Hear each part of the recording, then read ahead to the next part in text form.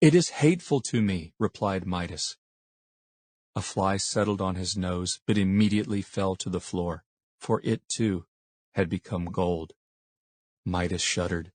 "Go, then," said the stranger, "and plunge into the river that glides past the bottom of your garden. Take likewise a vase of the same water, and sprinkle it over any object that you may desire to change back again from gold into its former substance. If you do this in earnestness and sincerity, it may possibly repair the mischief which your avarice has occasioned." King Midas bowed low, and when he lifted his head, the lustrous stranger had vanished. You will easily believe that Midas lost no time in snatching up a great earthen pitcher, but alas me, it was no longer earthen after he touched it. And hastening to the riverside, as he scampered along and forced his way through the shrubbery, it was positively marvelous to see how the foliage turned yellow behind him, as if the autumn had been there and nowhere else. On reaching the river's brink, he plunged headlong in, without waiting so much as to pull off his shoes. "Poof! Poof! Poof!" snorted King Midas, as his head emerged out of the water. "Well, this is really a refreshing bath, and I think it must have quite washed away the golden touch. And now for filling my pitcher."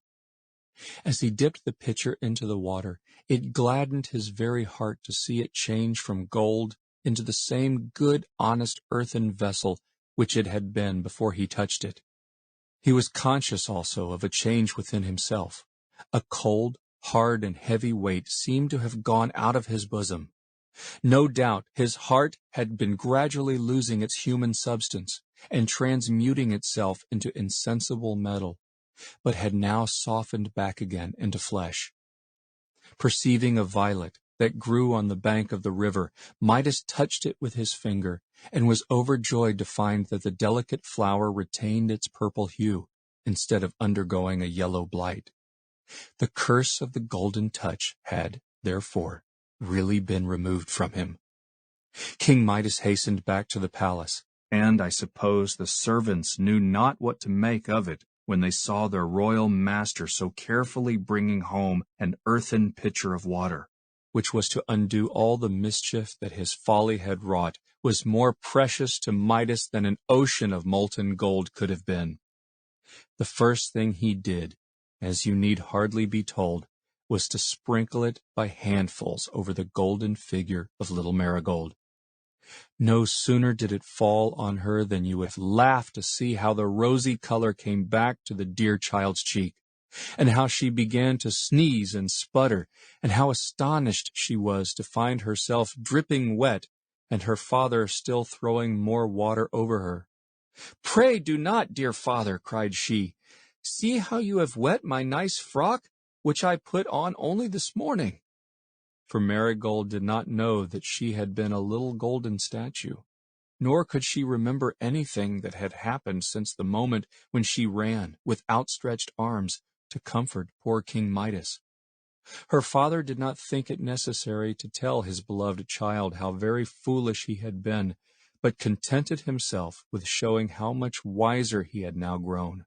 For this purpose he led little Marigold into the garden, where he sprinkled all the remainder of the water over the rose bushes, and with such good effect that above 5,000 roses recovered their beautiful bloom.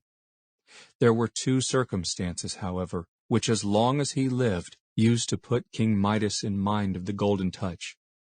One was that the sands of the river sparkled like gold.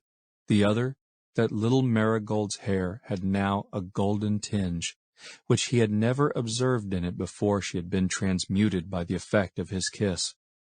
This change of hue was really an improvement, and made Marigold's hair richer than in her babyhood.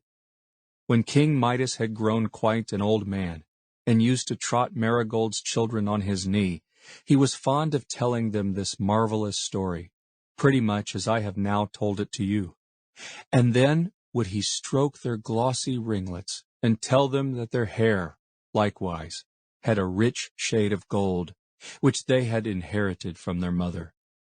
"And to tell you the truth, my precious little folks," quoth King Midas, diligently trotting the children all the while, "ever since that morning I have hated the very sight of all other gold, says